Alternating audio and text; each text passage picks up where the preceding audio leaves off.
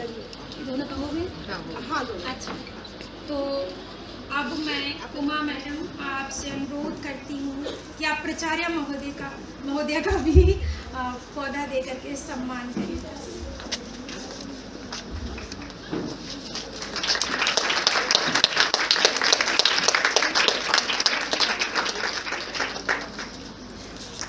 प्राचार्य महोदय से विनम्र अनुरोध है कि वो 2 मिनट हमारे वक्ताओं का स्वागत और छात्राओं को आशीर्वाद दें, हमारा उत्साह वर्धन करें। जी, आप लोगों का विशेष रूप से स्वागत है भगनी निवेदिता परिवार में। प्लेसमेंट सेल लगातार कार्यक्रम करवा रही है छात्राओं के हित में, और आज का ये जो कार्यक्रम है इसमें तो मुझे बहुत ज़्यादा अच्छा लगा कि ये पर्सनालिटी डेवलपमेंट से जुड़ा हुआ है। मैं ज़्यादा इसमें नहीं कहूँगी क्योंकि हमारे अधिकारी वक्ता यहाँ उपस्थित हैं। व्यक्तित्व केवल बाह्य नहीं है, आंतरिक भी है, और आंतरिक और बाह्य जो आप व्यक्तित्व रूप है उसको मिलाकर व्यक्तित्व बनता है। Personality is the dynamic organisation within the individual of those psychophysical systems which determines the individual's unique adjustment to the environment। तो हमारा बाह्य और जो हम देखने में जैसे लगते हैं और हमारा जो आंतरिक हमारे जो मनोभाव हैं उन सब से मिलकर जो व्यक्तित्व बना, और उसके बाद हम इस दुनिया में किस प्रकार से हर व्यक्ति जो है अलग है अपने आप में, और इसी कारण उसका जो एडजस्टमेंट है समाज में वो भी अलग तरह का है। तो ज़रूरी नहीं है कि हम किताबें बहुत रट लें, 100% मार्क्स ले आएँ तब हम बहुत अच्छे इंसान हैं। बहुत अच्छे इंसान होना, सक्सेसफुल होना, ये सारी चीज़ें बहुत अलग हैं। सफलता हमने अर्जित कर ली, किस तरह की सफलता अर्जित की ये भी अपने आप में एक बड़ा प्रश्न है। एक बार मैं कहीं पढ़ रही थी कि ज़्यादातर जो IAS पढ़ने वाले लोग हैं वो टॉपर्स नहीं है। शायद कुछ हद तक मुझे ठीक भी लगा कि आप सिचुएशंस को कैसे हैंडल करते हैं, समाज में आपकी त्वरित प्रतिक्रिया क्या होती है, वो बहुत ज़रूरी है। किताबें हमें वो ज्ञान नहीं दे पाती, वो जीवन देता है। तो हमने जो अनुभव किया है उन सब से मिलकर हमारा व्यक्तित्व बनता है। घर परिवार समाज और शिक्षा तो है, वो देती ही है हमें। तो सब कुछ मिलाकर जो हम बने, जैसे भी बने, हम अपने आप में अलग हैं, और हमारा विकास कैसे हो और अच्छे हम कैसे बने, आज यही सब बताने के लिए, और नौकरी में आपका जो CV है वो कैसे हो। तो हम लोग लिख लेते हैं, लेकिन हमें आज की ज़रूरत के हिसाब से अपना CV कैसे बनाना है, ये सारी जानकारी देने के लिए हमारे बीच में हेमंत जी और अनिल जी उपस्थित हैं। आप दोनों का बहुत बहुत स्वागत और आभार कि आपने यहाँ आना स्वीकार किया। मैं मंच सौंपती हूँ आप लोगों को कि आप आगे की गतिविधि बढ़ाएं। इस कार्यक्रम के लिए आप सभी को बहुत बहुत शुभकामनाएं, और हमारी पूरी इस समिति को और उसकी जो कन्वीनर हैं डॉक्टर रीता नामदेव, विशेष रूप से हम उनके आभारी हैं कि वो छात्राओं के लिए इस तरह के कार्यक्रम आयोजित कर रही हैं। साथ ही उनकी पूरी टीम के सदस्य इसी प्रकार आगे भी और इससे ज़्यादा सहयोग उन्हें करते रहेंगे, और छात्राओं के हित में हमारी ये समिति कार्य करेगी। इसी आशा के साथ पुनः आपको बहुत बहुत शुभकामनाएं। Because so far as communication, and let's say anything related to personality development is concerned, right? And if that goes one way only, then chances are that it may not communicate the thing that we want to communicate in an intended manner. So what we expect from your side, let's say while I'll be discussing something out here with us, and at any point of time, any query comes in our mind or anything you want to ask, do ask at that point of time only, right? And I'll also throw some question and I'll expect you guys answer there then and there only, right? Whatever comes in your mind, and do not think like this answer may be right or wrong, but whatever comes in your mind, do come up with that answer, right? And we'll try and see, let's say, is that good, better or best, or let's say if there is something that is lacking out there, how we can work and improve in that area then.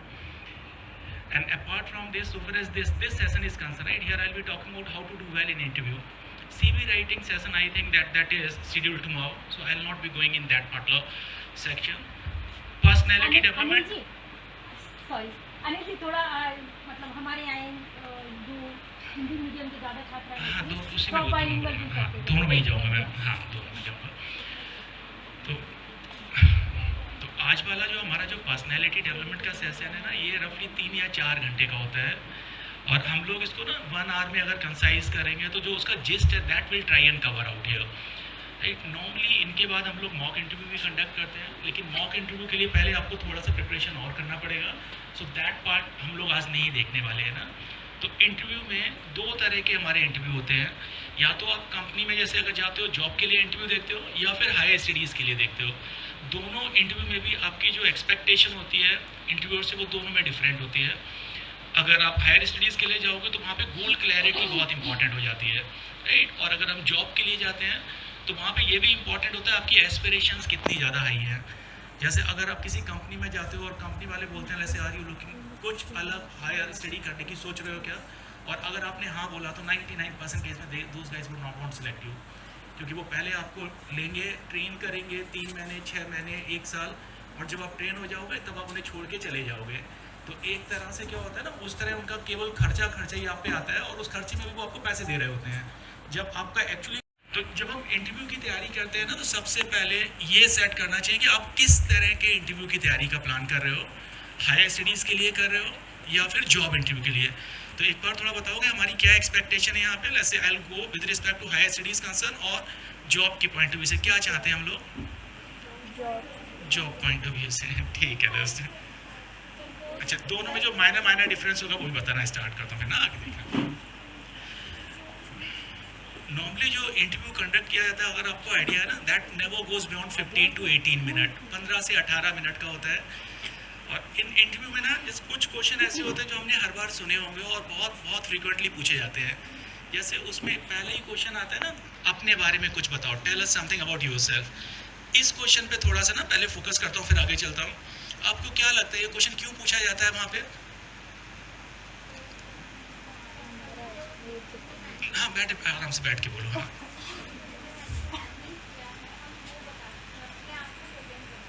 Perfect. और भी कोई कुछ बोलना चाहोगे यहाँ पे? देखो अभी जैसे 2 लोगों ने बोला है ना, देखो जो अच्छे इंटरव्यूअर होते हैं ना वो कभी भी हाँ, जो अच्छे इंटरव्यूअर होते हैं ना, पहले वो क्या करते हैं, आपको पहले कंफर्टेबल फील कराने का कोशिश करते हैं। होता क्या है, हम कितने भी अच्छे हों, कितने भी तैयारी कर ली हो, जब किसी अच्छी चीज़ के लिए जाते हो जिसके साथ आप थोड़ा सा वेटेज एसोसिएट करते हो, मतलब आप चाहते हो वो आपकी लाइफ का पार्ट बन जाए, तो वहाँ पे जब आप इंटरव्यू देने जाओगे तो देखना थोड़ा या ज़्यादा मन में डर होता ही होता है। किसी केस में कम होता है, कभी ज़्यादा होता है, लेकिन डर बहुत नॉर्मल है। अब सोचो अगर आप थोड़ा सा अभी उतना सेटल नहीं हो, थोड़ा सा नर्वस हो, और पहले ही जाते किसी ने आपसे बहुत टफ क्वेश्चन पूछ लिया, तो पहले ही आप बहुत डर रहे होगे और पहला क्वेश्चन आपको और डराएगा। फिर देखना आप फंबल करना शुरू करोगे और पसीना आना शुरू हो जाएगा।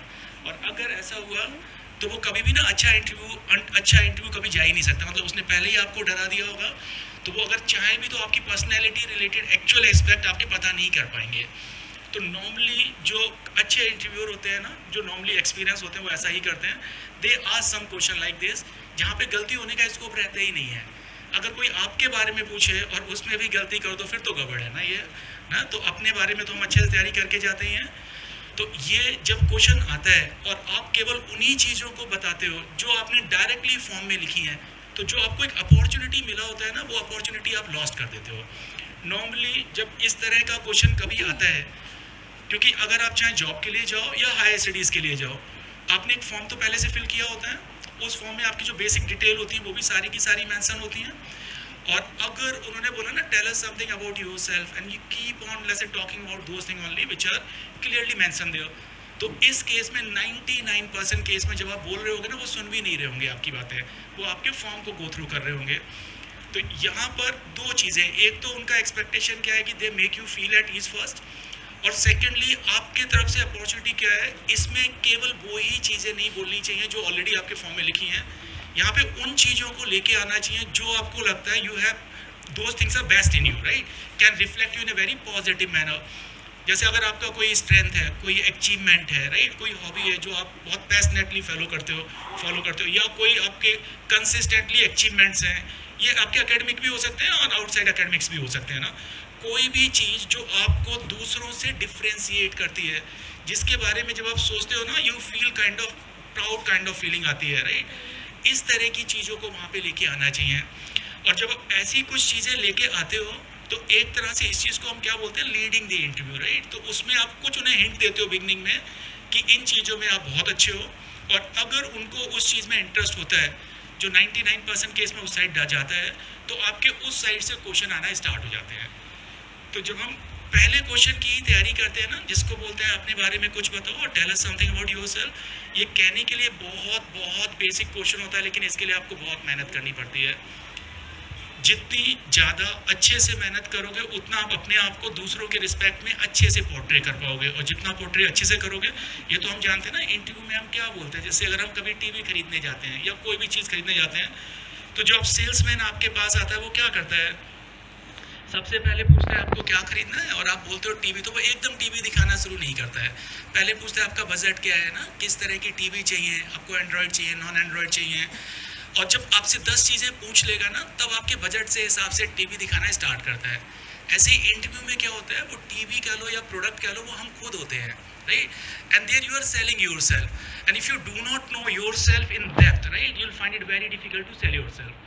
Cell is not a literal term out है, मतलब ये समझ में आ रहा होगा ना। अगर आप अपने आप को पॉजिटिव मैनर में अगर प्रोजेक्ट करना चाहते हो, और आप अपने आप को ही बहुत अच्छे तरीके से नहीं जानते हो, वो आपकी स्ट्रेंथ हो सकती हैं, अचीवमेंट्स हो सकते हैं, इवन फेलियर भी हो सकते हैं, और वीकनेसेस भी हो सकती हैं, हॉबीज़ भी हो सकती हैं।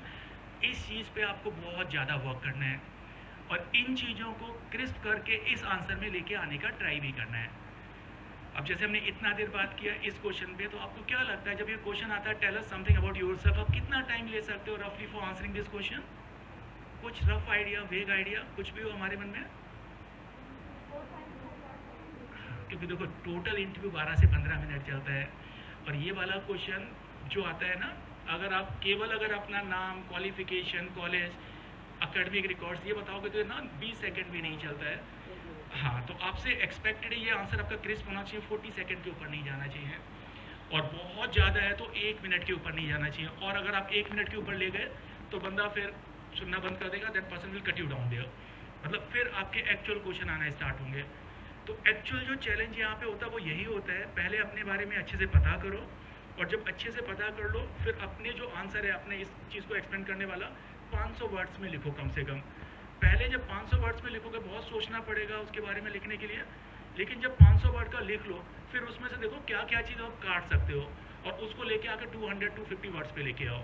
सो this is the right way of introducing ourself, right. क्योंकि जब पहली बार सोचते हैं, जैसे बहुत बेसिक चीज़ें अगर मैं पूछूँ ना, मैं आपसे किसी से पूछूँ कि हमें पता है हमारी स्ट्रेंथ क्या है, राइट, या let's say if I ask do we know what are our 3 strengths, आप देखना इसको भी सोचने में बहुत टाइम लगेगा ना, और ये तो अपने बारे में ही है ना, तो इसको भी अगर सोचने में इतना टाइम लगेगा तो आप समझ सकते हो ना। और ऊपर से अगर आपने कोई स्ट्रेंथ बोला तो बंदा ऐसे नहीं मानेगा, बंदा विल आस्क यू, राइट, कि आप पहले 2-3 एग्जाम्पल बताओ from the recent past where you have shown this strength of yours.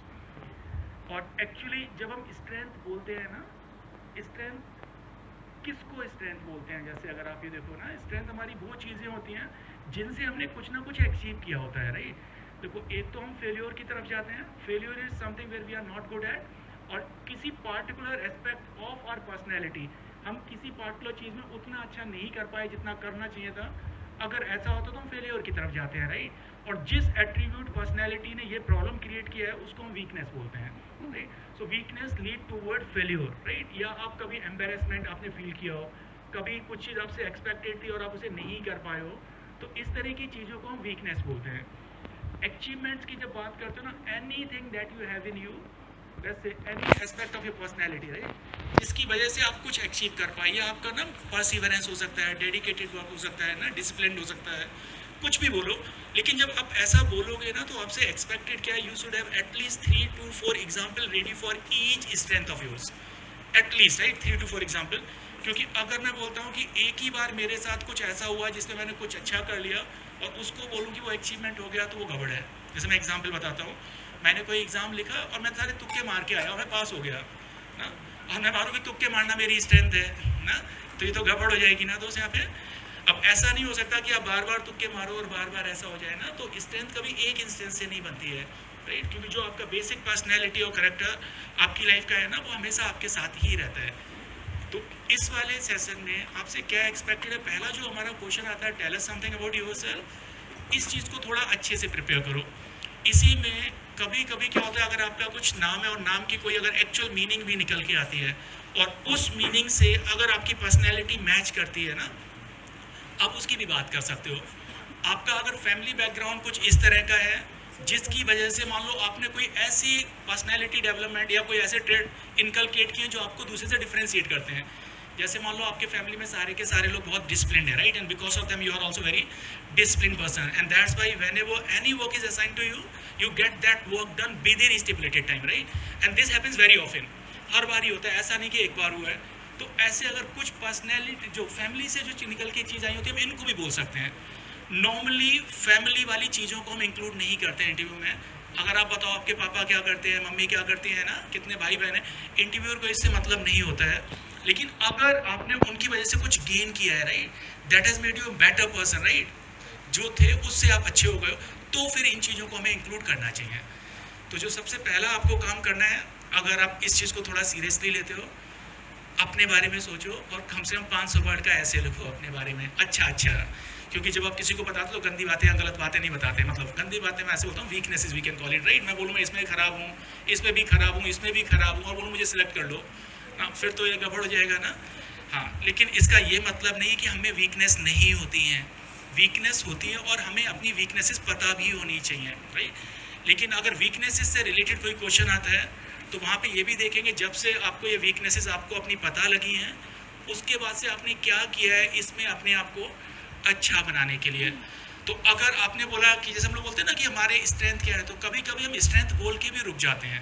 हम बोलते हैं ना दिस आर माई स्ट्रेंथ, और फिर अगर इंटरव्यू फर्दर प्रूव करना चाहेगा तो उस पर क्वेश्चन पूछता है आगे।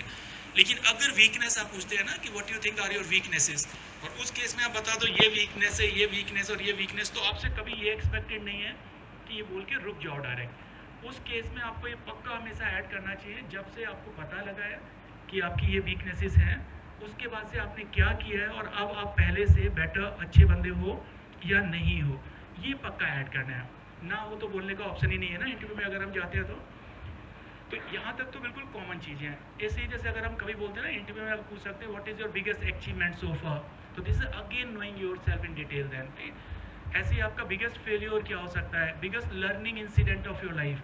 मतलब जब भी इंटरव्यू के लिए अगर जाते हो ना, तो जो बिल्कुल बेसिक क्वेश्चंस होते हैं, इनका जितना ब्रेनस्टॉर्मिंग करके जा सकते हो उतना पहले करके जाओ।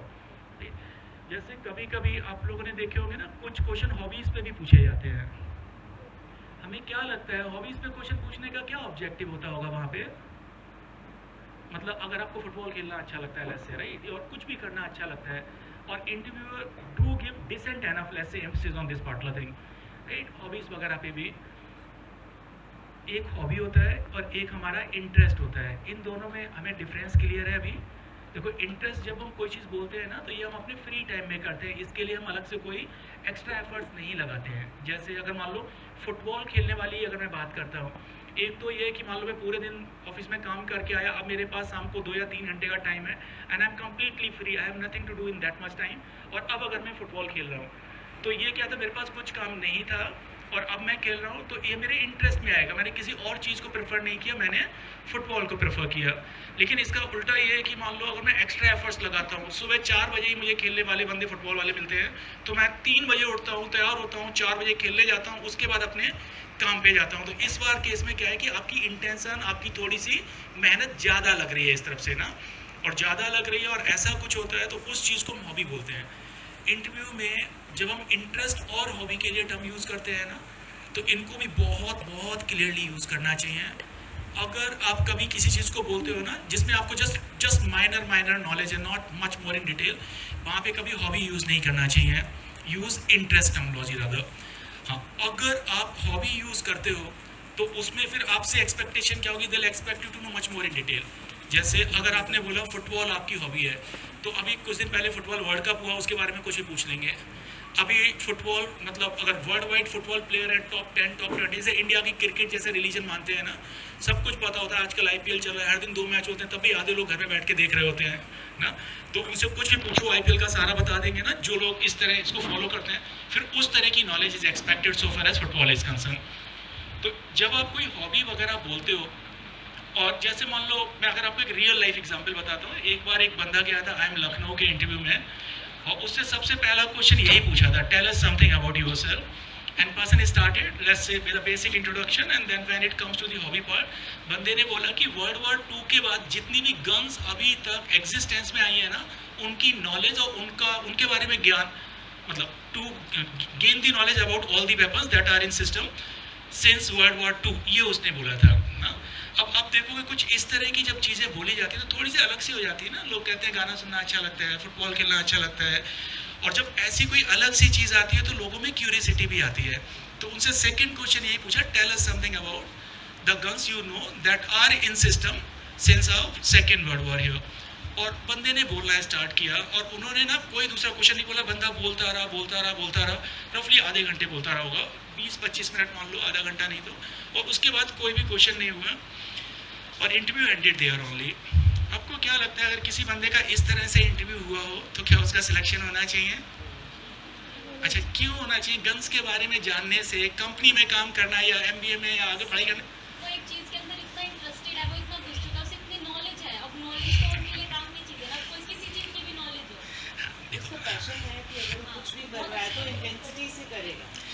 देखो जो अभी आपने बोला ना, इसी चीज़ को थोड़ा मैं रीफ्रेम करके बोलता हूँ। होता क्या है ना, जब हम अपनी पढ़ाई करते हैं ना, बहुत सारे काम करते हैं, उसमें ना हमने जो काम किए होते हैं वो अपनी मर्जी से नहीं किए होते हैं। आधे या तो पेरेंट्स की मर्जी से किए होते हैं, या फ्रेंड्स की मर्जी से किए होते हैं, या सर्कमस्टांसेस ने फोर्स किया होता है, उस वजह से वहाँ पे होते हैं। जैसे अभी आप जो भी बंदा इंजीनियरिंग की तैयारी करता है, सबका ड्रीम तो होता है कि IIT मुंबई और दिल्ली मिले ना।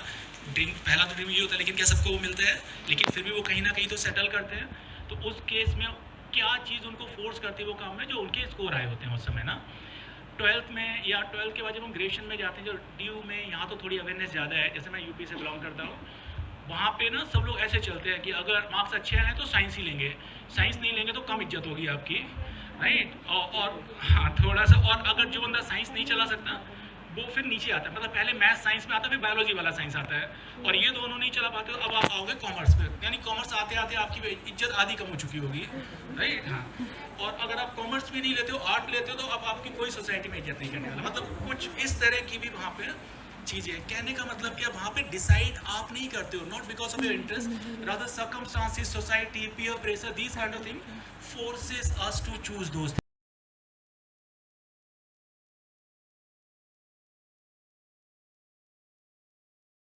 ओके, तो आपको अच्छा लगा? Yes ma'am.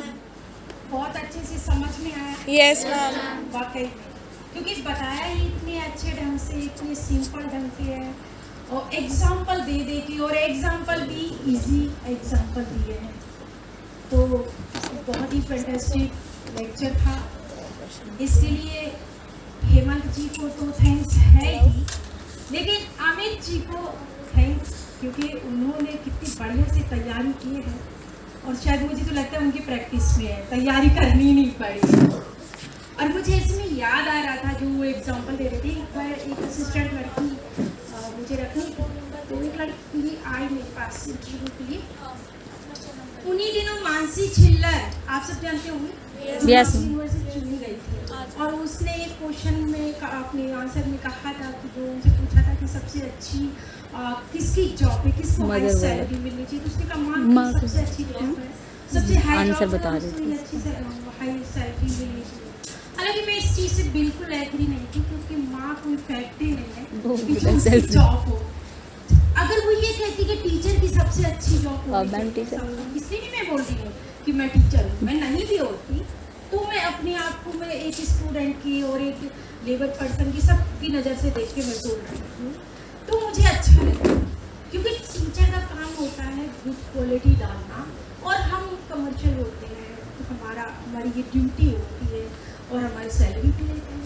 तो मुझे अच्छा लगता, माँ को तो ऐसे में उस लड़की से मैंने पूछी पूछी, मैंने कहा क्यों करना चाहती हूँ जॉब। उसने बोला कि मैं अपनी माँ की हेल्प करना चाहती हूँ। नहीं अब जब मैंने जानना चाहा कि माँ की क्या क्या नीड्स हैं जो वो करेगी, तो पता चल रहा है कि उसकी माँ की तो कोई नीड्स है ही नहीं, हाउस वाइफ है, उसको कुछ साड़ियों में ही काम चल जाता है, ज़्यादा कोई बड़े शौक नहीं है। लेकिन वो स्कूटी पे आई थी, अच्छा महंगा मोबाइल लिया था, ढंग के महंगे जैसे लड़का पहनती कपड़े पहने थे, काफ़ी वो था। तो मैंने कहा ये स्कूटी, इसका मेंटेनेंस और ये मोबाइल के खर्चे तुम्हारे खुद के अपने इतने हैं। अगर तुम ये कहती कि मैं पेरेंट्स पर बर्डन नहीं डालना चाहती और मैं अपने खुद के खर्चे निकालना चाहती हूँ, तो शायद मुझे अच्छा लगता। लेकिन तुमने सोचा कि मानसी छिल्लर की तरह मैं हीरोइन बनूँ और माँ की हेल्प करना चाहती हूँ, इसके अलावा उसका कुछ मुझको कमी लगा नहीं, तो मैंने इम्पोर्टेंस उसे दी। तो वाकई में जब हम ज़्यादा फेंकते हैं ना, तो कभी कभी हमारे ऊपर ही आके पड़ जाता है उल्टा। तो बहुत बहुत thank you Hemant ji, Amit ji.